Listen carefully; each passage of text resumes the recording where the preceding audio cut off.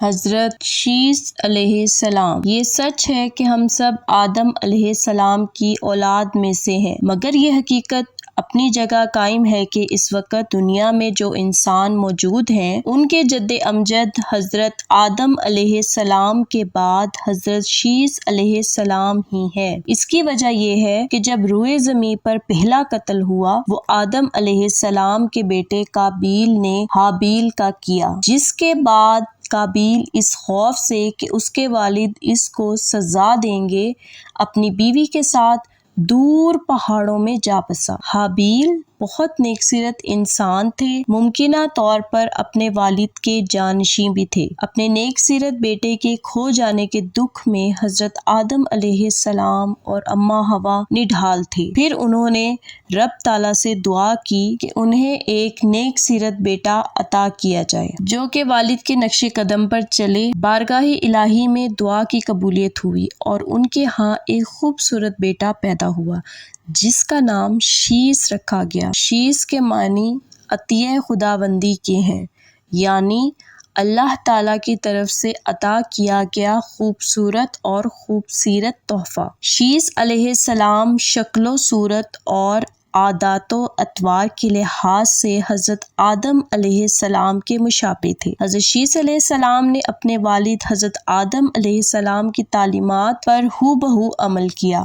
حضرت آدم علیہ السلام اور اماں حوا کو آپ علیہ السلام سے بہت محبت تھی۔ اللہ تعالیٰ نے انہیں نبوت کے منصب پر فائز کر دیا۔ حضرت شیس علیہ السلام کو اللہ تعالیٰ نے برکت عطا فرمائی اور کثیر اولاد سے نوازا۔ قابیل اور اس کی اولادیں مکمل طور پر شیطان کی پیروکار تھیں، جو کہ ہر طرح کی برائیوں کے ساتھ ساتھ آتش پرستی اور بت پرستی کی طرف بھی راغب ہو چکی تھیں۔ حضرت شیس علیہ السلام کی تبلیغ سے اکثر وہ بھڑک جاتے اور آپس میں برسرے پیکار نظر آنے لگے۔ یوں دنیا میں اچھائی اور برائی کے درمیان جنگ کا آغاز ہوا۔ 960 برس کی عمر میں جب حضرت آدم علیہ السلام کی وفات ہوئی تو حضرت شیس علیہ السلام نبوت کے عہدے پر فائز ہوئے۔ قرآن کریم میں جن انبیاء کا ذکر ہے ان میں حضرت شیس علیہ السلام کا نام موجود نہیں۔ ان کے بارے میں معلومات ہمیں تاریخی کتب اور احادیث کی کتابوں ہی سے ملتی ہے۔ حضرت شیس علیہ السلام اپنے بھائی قابیل کی اولاد کی شر انگیزیوں سے اکثر پریشان رہتے تھے، چاہتے تھے کہ وہ راہ راست پر آ جائیں، جنہوں نے اپنے والد قابیل کا بت بنا کر اس کی پوجا شروع کر دی تھی۔ حضرت شیس علیہ السلام کو اپنے والد حضرت آدم علیہ السلام کی طرف سے علم کثیر ملا، جس میں طوفان نوح کے بارے میں بھی انہیں خبر ہو چکی تھی۔ روایات میں ہے کہ اللہ تعالیٰ نے اپنے پیغمبروں پر 100 صحیفے نازل کیے اور 4 کتابیں، اور ان 100 صحیفوں میں 50 صحیفے حضرت شیس علیہ السلام پر اتارے۔ حضرت شیس علیہ السلام کی اولاد نیک سیرت تھی، جبکہ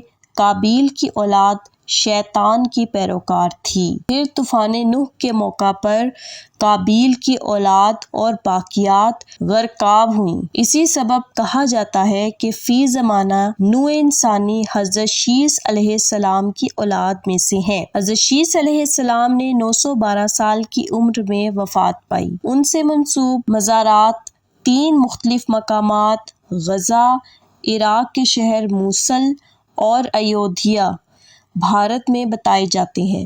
اب اس کا علم اللہ تعالیٰ کی ذات پاک ہی کو ہے کہ حضرت شیس علیہ السلام کا مزار کس جگہ ہے۔ معلوم حقائق کے مطابق حضرت شیس علیہ السلام دوسرے نبی تھے، گو کہ یہ معلومات ہمیں قرآن پاک میں نہیں ملتی، مگر روایات اور تاریخی حوالوں سے یہی ثابت ہے۔ بہرکیف ہم نے قصہ شیس علیہ السلام کو مختصر رکھا تاکہ بنیادی معلومات سے آپ کو اور آپ کے بچوں کو آگاہی مل سکے۔ آخر میں آپ سے التماس ہے کہ اگر آپ کو ہماری یہ کاوش اچھی لگی ہے تو ہمارے چینل کو سبسکرائب کریں اور اپنے عزیزوں اور دوستوں میں شیئر کریں۔ آپ کی رائے ہمارے لیے بہت اہم ہے۔ کمنٹ باکس میں اپنی رائے لازمی دیجیے گا۔ اللہ ہم سب کا حامی و ناصر ہو۔ اللہ حافظ۔